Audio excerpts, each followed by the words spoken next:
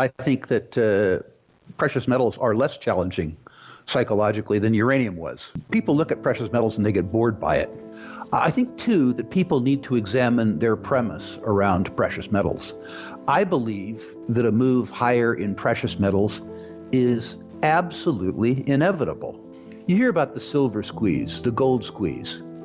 The one that's coming up, I think, will take people's heads off. You and I have talked for years about the Barron's Gold Mining Index, which I will send to those listeners of yours who are interested. And looking at that index is really instructive. The average precious metals bull market is not like some people think, 2 or 3 years. The average is 10 or 11 years. And those bull markets are punctuated by fairly long and fairly deep market declines, which is to say cyclical declines in secular bull markets. In 1975, as an example, there was a 50% decline that lasted 14 months. People who got shaken out missed a move at the end of that market from $100 an ounce to $850 an ounce. And they missed a move in the equity indexes that was almost double that. So I think it's important that people understand that these markets take time and that these markets, the volatility in these markets, will test you. I think that precious metals are less challenging psychologically than uranium was. When people look at precious metals and they get bored by it, people looked at uranium and they hated it. I would talk about uranium from the podium and people would come up to me after a public speaking engagement and tell me I was a despicable human being, that I was speculating on Hiroshima, Nagasaki, Fukushima, and 3 Mile Island. At least in the gold and silver business, I draw yawns as opposed to hostility. I think one thing that happens to people around the precious metal sector is when they buy into the narrative, they overbuy, which is to say a little bit goes a long way in precious metals. Precious metals can go very long periods of time, 6 or 7 years, and make you no money. But when they do make you money, they make you gobs of money, and they make you that money quickly. So you need to be in place at the beginning of a market, and you need to have a fairly broad range of tolerance for time. I think, too, that people need to examine their premise around precious metals. I believe that a move higher in precious metals is absolutely inevitable. And I believe that to be true for 4 reasons, which I'd like to give your listeners. Precious metals move higher when people are concerned about the maintenance of their purchasing power, their standard of living, in conventional savings instruments. And I'm going to use the U.S. 10-year Treasury, the largest and most liquid security in the world, to represent the range of savings and investment alternatives around Americans. So let's talk about the reasons why I believe that gold and silver has to go up. Is this fear justified? The first fear, which you and I have talked about before, Dunnigan, is quantitative easing. If you did it, if you printed something called a Dunnigan, you would be accused of counterfeiting and you would be thrown in jail. When Congress does it, it's policy, and they become highly popular, and it gets them reelected. But however you view quantitative easing, what it is the creation of new specious currency units that are introduced to float the economy rather than to accommodate the economy. Some observers suggest that the float of U.S. dollars has increased by 40% over 2 years, which is to say 40% of all the dollars in circulation have come into existence in the last 2 years. So clearly, government-sponsored counterfeiting is taking place on a very, very, very broad scale. And if nothing else gives you pause about the efficacy of the currency, the fact that they're printing lots and lots and lots of it for free means that you need to be concerned. Will it catch up with the dollar? Almost certainly. If you create new ones, if you create new supply without creating economic value, certainly you depreciate the value of existing ones. But the story gets worse, Dunnigan. Beyond quantitative easing, there's, of course, debt and deficits, which you and I have talked about in the past, too. Collectively in the United States, we owe each other $29 trillion. Trillion dollars on balance sheet. Now, net of the Fed's own balance sheet, that's only $22 trillion. But that's on balance sheet. We also have off balance sheet liabilities, Social Security, Medicare, all those things. I'm not going to get into a policy discussion. All I want to say is that the off-balance sheet liabilities, net present value, are $120 trillion plus. And we propose to service this debt with a budget that's in deficit this year, probably $4 trillion. There's a little poem that I'd like your listeners to remember. When your outgo exceeds your income, your upkeep becomes your downfall. And people need to understand that servicing $150 trillion in debt, where your aggregate household income is more than $4 trillion a year, is a challenge. And so people look at this and they become concerned about the efficacy of their savings too. But it gets worse.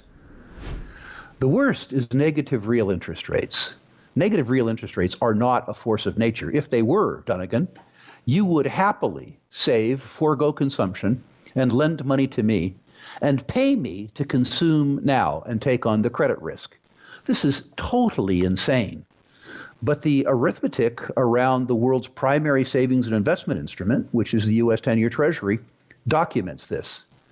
The U.S. government will borrow your money for 10 years, and they will pay you 1.5%, 150 basis points, in a currency that they, not some fat, old, bald libertarian crank named Rick Rule, they, the Congressional Budget Office, suggests is depreciating by 6.5% a year.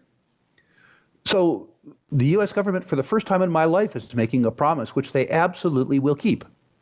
If you give them money today, they will give you back much less in 10 years. Jim Grant calls this return-free risk. Think about the arithmetic of getting paid 1.5% a year and losing 6.5% a year in purchasing power. Think about a 5% negative internal rate of return for 10 years and what that does to your savings. This is why people will become increasingly concerned about the efficacy of conventional savings products, and some will go to gold. Importantly, Dunnigan, the fourth point is that not very much has to go to gold.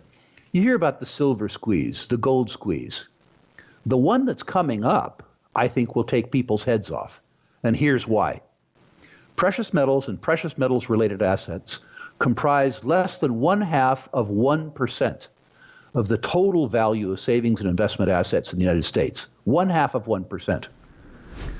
The 3-decade mean in the United States is 1.5%. So if quantitative easing, debt and deficits, and negative real interest rates cause investor behavior not to accelerate, but merely to return to mean, 3-decade mean, demand for precious metals and precious metals-related securities triples in the largest savings and investment market in the world. That's what I think is going to happen. Recent estimates suggest that the retail silver squeeze, the sort of Reddit squeeze, tightened up supplies in the United States overall by 2.5 or 3%. It was a lot of money because the supplies are large. But when you really want to see a silver squeeze, when demand for physical precious metals and precious metals-related securities triples, in other words, when they revert to mean, that's when you'll see the silver squeeze. That's when you'll see the gold squeeze. Investors and people who are buying precious metals to protect themselves probably want to lean towards gold because traditionally that has been the conservative asset class for asset protection. Speculators, I think, need to look to silver, Dunnigan. I'm not saying that people should speculate or invest, but what happens traditionally is that in the second half of a gold bull market, when market leadership is established by gold and momentum is established by gold, silver begins to outperform gold and outperform substantially. So investors should look to gold, speculators should look to silver, and aggressive speculators probably should look to silver equities. Traditionally, the highest risk, highest return, most volatile asset class in the whole precious metals space are silver equities, simply because the combined market capitalization of all the silver equities in the world, at least all the high quality ones, is so small that when the generalist investor adopts the narrative and tries to crowd his or her money in that space, there just isn't enough capacity in the space. But beyond that, with my own money, I'm doing three things which are of interest and might be interested. You know, One is to find unmet needs in society, and we'll talk about that. The other is to find needs myself.